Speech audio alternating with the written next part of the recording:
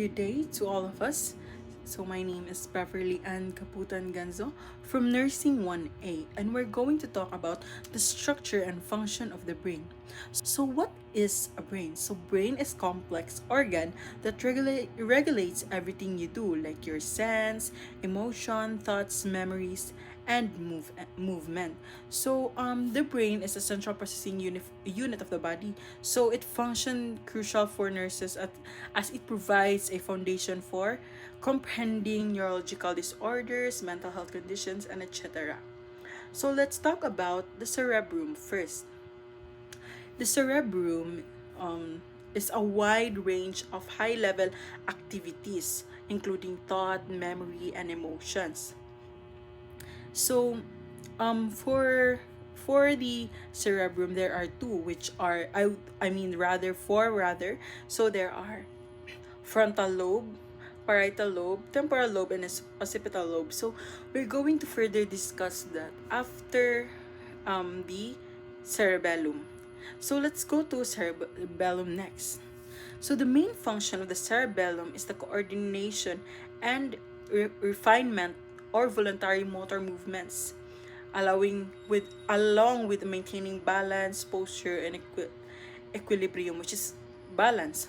So when we talk about the cerebellum, if the cerebrum functions for the memory, so the cerebellum functions in the movement or the balance, that example standing. um, it is because our cerebellum functions. So now let us talk about the four lobes of the cerebrum. So first is the frontal lobe. So this include executive functions like planning, problem solving, decision making, and reasoning, as well as controlling voluntary movements, personality, behavior, and emotions. So the frontal lobe is responsible for executive functions like planning, decision making, problem solving. Example, in mathematics, we do problem solving, or like in real life situation, we do problem solving because of the frontal lobe. So the frontal lobe is responsible for that. So next is the parietal lobe, processing sensory information like touching, temperature, pain, and pressure, and integrating it with other sensory inputs to understand the surroundings. So when we talk about the parietal lobe, so this is a sensory information such as our sense of touching, our body temperature, the pain that we felt. So it is the responsibility of the parietal lobe. So next is the temporal lobe. So the temporal lobe is interpreting sounds from the ears and plays a significant role in recognizing and using language. So the temporal lobe is about we speak, or like what language do we use in or order to communicate with others, not specifically language like Filipino, English, but the language that we spoke to the other people as we communicate with them. So next is or last is the occipital lobe. So the occipital lobe is to process visual information from the eyes, interpreting it into image you can recognize and understand. So the occipital lobe is to process visual information. So damage can result in visual deficits, impaired object recognition, or blindness. So um, it talks about the our vision or how we see. So now let's move on to um the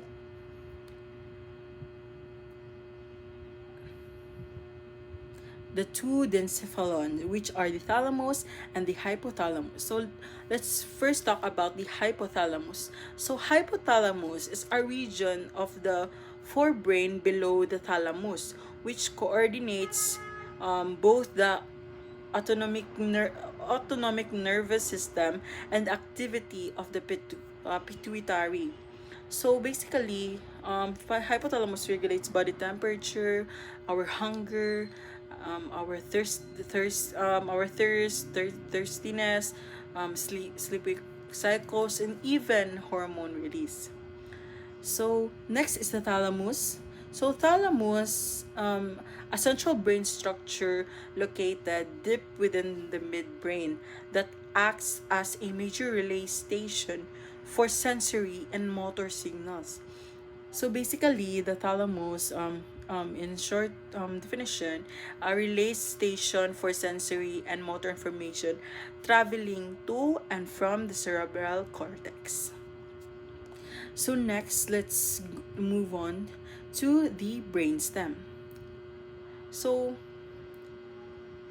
brainstem is a controlling vital automatic functions like breathing, heart rate, blood pressure, and consciousness. So the brainstem connects the cerebellum and the cerebellum, the two, to the spinal cord, and it contains several vital control centers. So next is the pituitary gland. So pituitary gland is the major endocrine gland, a pea-sized body attached to the base of the brain. So basically, so pituitary gland is an endocrine gland. It is basically an endocrine gland located at the base of the brain for that secretes hormones that regulate growth, metabolism, reproduction, and stress response. So let's talk about its real life importance. So as in the um, as in the PowerPoint presentation, interpretation of sense and control of movement. So it maintains cognitive, mental, and emotional processes and maintenance of normal behavior and social cognitive. Understanding the brain's function is essential for assessing and managing patients with neurological and psychiatric disorders. So, this is just an example of real life importance. So, for the last is the nursing relevance. So, the care of your personality, uniqueness, and skill is your brain. Understanding the brain functioning will enable us to comprehend the underlying causes of human behavior and actions. Lastly, all healthy human brain have the same fundamental structures and functions despite the fact that every brain is different. For the quotation, fill your brain with giant dreams so it has no space for petty pursuits, by Robin S. Sharma. I hope you learned a lot about this topic and I hope to see you soon in the next discussion. Thank you and good evening.